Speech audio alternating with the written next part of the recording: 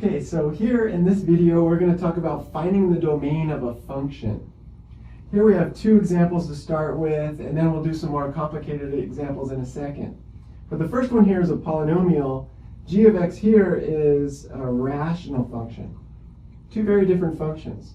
Now we're finding the domain. So the domain are all the x values for which the function is defined. And so basically we're looking for problem values. When you look at a polynomial, there's no problem values. I can plug in any number I want for x, negative numbers, 0, positive numbers, and the function will be defined. And that's true in general. For any polynomial, the domain is simply all real numbers. Now, all real numbers can be written in interval notation, minus infinity to infinity with parentheses like that. That's the same thing as writing that fancy R, right? That's all real numbers. Any real number is in the domain here. Now, when you see this rational function, it's very different. I can plug in any values here for x, like a 5, a 2, a negative 1, but there is one problem, right? When I plug in 3, you'll see you'll get 1 over 3 minus 3, which is 0. 1 over 0 is undefined. So there's a problem here. What we're going to do is set the denominator, x minus 3, not equal to 0, right? The bottom cannot be equal to 0. And then apply our rules of algebra, and we can say x cannot equal 3. Now, this is often called a restriction in algebra, a restriction to the domain. So if you wanted to write the entire domain, we can do that in interval notation. We can say we need to go from negative infinity to 3, non-inclusive with the parentheses, union 3 to infinity. So basically we're skipping over the 3, and we have all real numbers except that 3. Okay, let's do a couple more complicated examples. Okay, so here we have two algebraic fractions. We have sort of a polynomial over a polynomial like that, a rational function. So for the first one, we have x squared plus 2 over x squared minus 4. And for the second one, g of x here, we have x plus 2 over x squared plus 4. Okay, now to find the domain of these, what you want to do is look at the denominator. Whatever makes the bottom 0, we know that's going to be undefined. So in this particular case, we would say x squared minus 4, well, we're not going to allow that to be equal to 0, right? So we're going to set that not equal to 0. And then just solve like we know how to solve quadratics. This one happens to factor difference of squares. So we have x plus 2 times x minus 2. And so from here we can see x cannot equal negative 2 or x cannot equal positive 2, right? Because if I were to plug in negative 2 or positive 2, I would have 0 in the denominator. And so those are our restrictions to the domain. And so our domain here in interval notation, we would write negative infinity to negative 2, open parentheses, so non-inclusive, union negative 2 to 2, right? That'll get us up to that next point. And then union 2 to infinity, right? So that's what we would write as our domain in interval notation. Those are all the x values that I can plug into that f of x, and it'll be defined. Now let's look at the second one, g of x here, looking at the denominator. In this case, we have x squared plus 4. Well, that cannot equal 0, right? And so here we have sum of squares. That doesn't factor. If I try to solve this by subtracting 4 on both sides, I can pretty easily see that x squared can never be negative 4 anyways, right? If I were to take the square root, that's not real. So this has no solution, right? So there's no restrictions. Right? On the previous one, we got solutions, but we got x values that made the denominator 0. Here, there are no x values that will make the denominator 0. And so that's kind of nice. The domain then is simply all real numbers. So negative infinity to infinity, and we can write that with that fancy R like that. Okay, now, moral of the story, whatever makes the bottom 0, that's going to be a restriction. You don't always have restrictions to the domain. Don't worry about the numerator. Whatever makes the top 0 is an actual root or an x-intercept. that's perfectly defined, right? Those are your zeros. So look at the denominators of your fractional functions. Now let's look at some square roots. Okay, so here we have two radical equations. The first one is square root 2x plus 3, and the second one, g of x here, is cubed root of x plus 1. And we want to find the domain of these functions. All right, now to find the domain of a square root function, remember the square root of 2 is defined. You can actually do that on a calculator, but the square root of negative 2 is complex, right? So that's not really a real number. So we don't want the argument inside the radical to be negative. And so that's the idea here. What we're going to do is look at the quantity inside there, and we're going to say, 2x plus 3 has to be greater than or equal to 0. Or equal to, it could be 0, right? Because the square root of 0 is just 0. So that is defined. And so the x, or the value that makes that 0, will be included, and that's why we have a little equal there.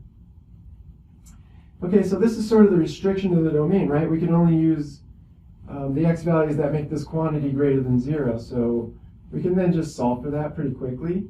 First by subtracting 3 and then dividing by 2. So that would be negative 3 halves. So any x value greater than or equal to negative 1.5 or negative 3 halves will work. Right? So the domain here would be inclusive from minus 3 halves. So notice I use the square bracket to infinity. Right? So that's our domain for this particular square root function. Now that's how you're going to do pretty much all even roots. So if it's a fourth root or if it's a sixth root, you set the argument greater than or equal to 0 and you do the work. All right? Those are the good x values. Now, when you see this one, g of x is a cubed root. Now, just really quick, the cubed root of 8 is 2. The cubed root of negative 8 is actually negative 2, because negative 2 times negative 2 times negative 2 is negative 8. So, cubed root of negative numbers are defined. Cubed root of x plus 1 doesn't matter. The domain, no matter what I plug in there, I will be able to calculate a cubed root. Right, so the domain here is simply all real numbers. So minus infinity to infinity. And that's going to be true for all your odd roots. So cubed root, fifth root, seventh root, there's no restrictions, and you can actually make these calculations and find the domain. Okay, now let's do a combination, an algebraic fraction with a radical. Okay, so here we have a rational expression. We have the square root of x plus 1 over x squared plus x minus 6. Now, remember when I said the numerator or the top doesn't really affect the domain calculation? Well, in this particular case, it is going to affect the calculation because we have a square root up there. It's not a polynomial. All right, so right away, we have a restriction right here, and we know x plus 1 has to be greater than or equal to 0. So that tells me x has to be greater than or equal to negative 1. Okay, so like negative 2, negative 3, negative 4, they're not going to be in the domain. So let's keep that in mind, because we next have to look at the denominator. Certainly we can have zeros in the bottom here. And let's see what happens when we set x squared plus x minus 6 not equal to 0, right? Let's explore the solutions to that quadratic. Well, this particular one actually factors. So we have x and x. 6 breaks up as 2 times 3, and I can get a positive 1x if the 3 is positive and the 2 is negative. So that tells me x cannot equal 2 or x cannot equal negative 3. All right, now let's look at those restrictions in the context of the fact that x had to be greater than negative 1. So if x has to be greater than negative 1, this negative 3 right here is not in that part of the restriction, so that's not even an option. So I don't think we have to worry about that, but we do have to worry about the 2, because 2 certainly is greater than negative 1.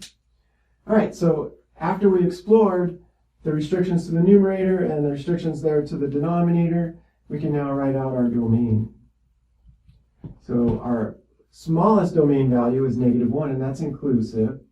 So we'll write -1 with a square bracket, all the way up to that 2. And then we'll skip over it and go from 2 to infinity. All right, so that's our domain. Basically, it's this domain, all the numbers greater than -1, where we had to jump over 2 because 2 made the denominator 0 in this case. All right, so look out for that. Next, for sort of the last example, if you stick around, we'll do a square root of a quadratic. Okay, so that's where it gets really interesting.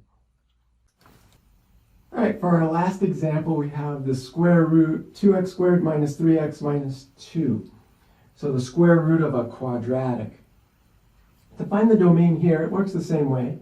What we're going to want to do is look at the argument here of the square root, and we want to make sure that's greater than or equal to 0, right? So that's going to be our restriction. 2x squared minus 3x minus 2 is going to have to be greater than or equal to 0 like that. Okay, so now we have to solve a quadratic inequality. And I'll have a link in the description on how to do those. Basically, we're going to solve this using a sign chart, graphically. So this particular one, it does factor. I believe 2x times x is 2x squared. And then if I put a 2 and a 1 there, I'll have a 2x and, a 4x and a 1x. If the 4x is negative and the 1 is positive, my middle term will be -3x. And then positive 1 times -2 is -2. So yeah, that thing factored. And so I can see here that we're going to have two possible critical values. We're going to have sort of an x-intercept, say, at -1/2, and another one over here at 2. So to solve this inequality, I'm going to go ahead and use a sign chart. All right, so we have -1/2, and over here, say, 2. And I'm going to use a closed dot here when I make my sign chart because of the strict inequality. We are including those endpoints. And then I'm just going to test some values, and we're going to see if it's positive or negative. We can definitely see that this is a parabola opening up, right? So a parabola opening up is going to be positive, negative, and then positive. Or the y values are going to be positive, negative, and then positive on there. But we can test values. So certainly if I substitute in a 3, some sort of value over here greater than 2, when I substitute in 3, I can see 2 times 3 plus 1 is 7. And then 3 minus 2 is 1. 7 times 1 is going to be positive. So no matter what I substitute on that side of the 2, I'll get positive results. And then in between -2 or -1/2 and 2, there's a 0. So that's always easy to substitute into the original here. Substituting in 0, I can see the result's going to be -2. Right? So I'll have negative y values in that interval. And then say substituting in -10. Right? 2 times -10 is -20 plus 1, -19. -19 times -12. So 2 negatives makes, when you multiply, makes a positive. All right, so I don't know, you can kind of see that the parabola here does open up. And we want all the x values for which this quantity, 2x squared minus 3x minus 2, is greater than or equal to 0. And so we could see here on our sign chart, that's these guys and these guys on the ends. Okay? And so those are the values that are going to make this quadratic positive, and in turn make this square root defined. All right, so with that analysis, we can now write out the domain of this function. Okay, so the domain of this function is going to be from -infinity to that -1/2 inclusive union this other interval from 2 to infinity. And yeah, we are including those endpoints because the square root could be 0, and that's defined. All right, so there's the domain of a square root of a quadratic done using a sign chart. Okay, so those are all the different types that you should run into. And good luck. Keep your head on your shoulders. Look for those problem values and exclude them.